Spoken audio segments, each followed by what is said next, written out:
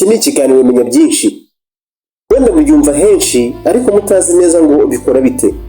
Nta bindi mvuga uretse bya tungurusumu. Ese tungurusumu ibigenza gute ngo iturinde indwara y'umutima? Nirangiza yongere iturinde gusaza vuba n'indwara zibasira ubwonko. Ese ibigenza gute ngo utume dutakaza ibiro? Mbega ngo dukunde tugire ibiro bitari iby'umurengera. Nubwo se iturinda gute umuvuduko ukabije w'amaraso? Ibyo rero tugiye kurambura mu kiganiro cy'uyu munsi.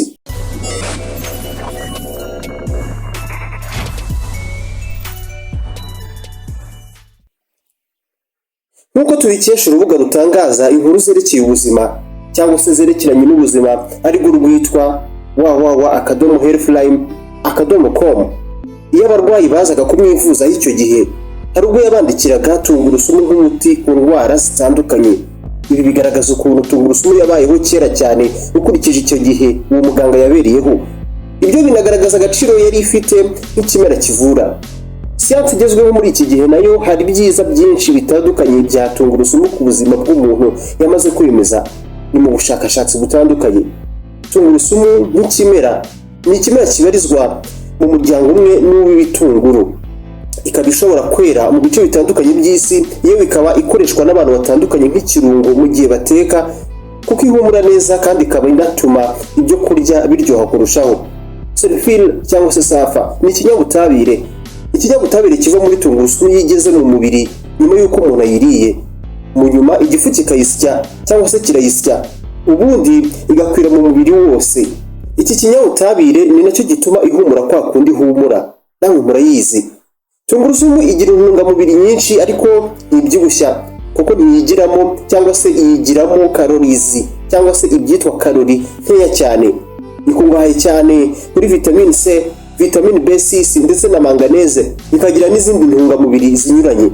Tungurusumu irwanya indwara zirimo ibicurane ndetse umuntu yabaye yamaze kubirwara ikaba ifasha mu kubyoroshya. Tungurusumu kandi ishobora kugabanya umuvuduko w'amaraso mu gihe umuntu afite umuvuduko uri hejuru cyane.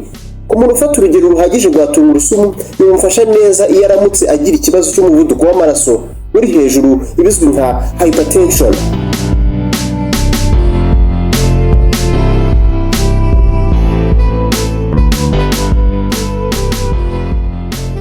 Tungurusumu ibikora neza kimwe nk'uko indi miti ashobora guhabwa yamufasha.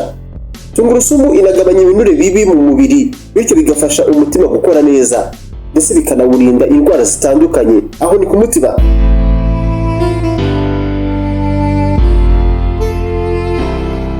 Kujya muyireba yifitemo ibyitwa antioxidant birinda utunyangingo cyangwa ibizwi nka cells, bikaturinda kwangirika, bikanarinda umuntu gusaza vuba ndetse bikanarinda umuntu ibyago byo kurwara indwara yitwa Alzheimer. Hari ikiganiro twayivuze iyi ndwara mu kire mu biganiro byahashize. Indwara irangwa no kwangirika kw'imikorere y'ubwonko igatuma umuntu yibagirwa ibyo yarazi byose kugeza ku kujya wibagirwa abo mwari kumwe mu mwanya washize. Hari urubuga rwitwa www.selection.ca. Aba nabo ntibasigaye mu kuvuga ibyiza bitandukanye bya tungurusumu.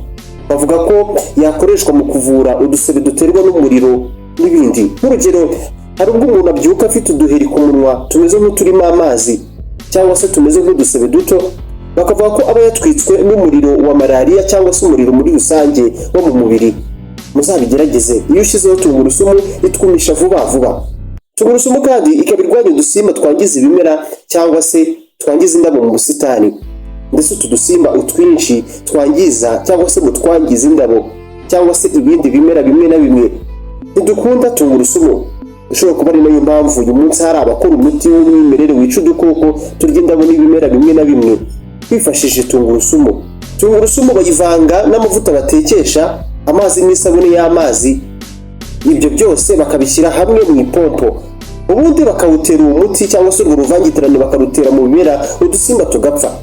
Tungurusumu yirukana imibu.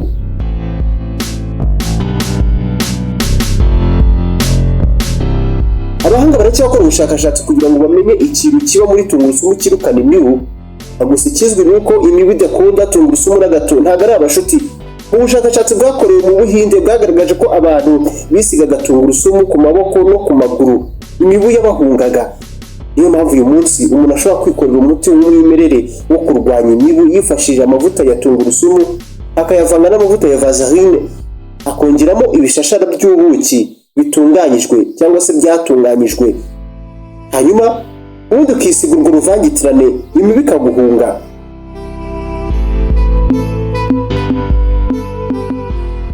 Duse n'abagana ku musozo, tungurusumu ifasha umuntu kugenzura ibiro bye ntibizamuke cyane, nk'uko byemezwa n'umuhanga mu by'imirire witwa Cynthia Sase. Uyu nguyu avuga ko mu bushakashatsi bwakorewe ku mbeba zigaburirwa ibyo kurya birimo tungurusumu nyinshi zatakaje ibiro, ndetse n'ibinure byari byaritsindagiye mu mibiri yazo ndetse n'ibinure byari byaritsindagiriye mu mibiri yazo biragabanuka. Tubibutse ko imbeba ari inyamaswa ijya gutera neza nk'umuntu, ari nayo mpamvu bazikoreraho ubushakashatsi ubwinshi iyo buzahuzwa n'abantu. Niyo mpamvu ari byiza gushyira tungurusumu mu byo kurya kenshi, kuko bituma bihumura neza bikanaryoha. Ariko niba uyirya neza, umuhangayiko wo kunanuka waba uretse, kuko inafasha mu kugabanya ibinure bibi mu mubiri. Niba uyirya ukaba ubyibushye uyu munsi, nawe ibaze iyo uba utayiryaho na gake. Ibaze nawe uyu munsi waba uri ikindi kiremwa ndakurahiye. Uyu munsi wakunze ibiganiro bya Tire Montagne Rwanda, by'umwihariko ikiganiro Menya Byinshi kuri YouTube, nabagana munsi y'iyi video ukanda ahantu hasa n'umukara hirabura handitse ijambo subscribe, ubundi ntujye ucikanwa n'ibiganiro byacu byose, ndetse ibiganiro byacu uzahita utangira kujya ubibona ako kanya uko tubishyizeho, bizajya biza mu butumwa bugufi. Samuel Mugisha niwe mwari kumwe, naho utaha.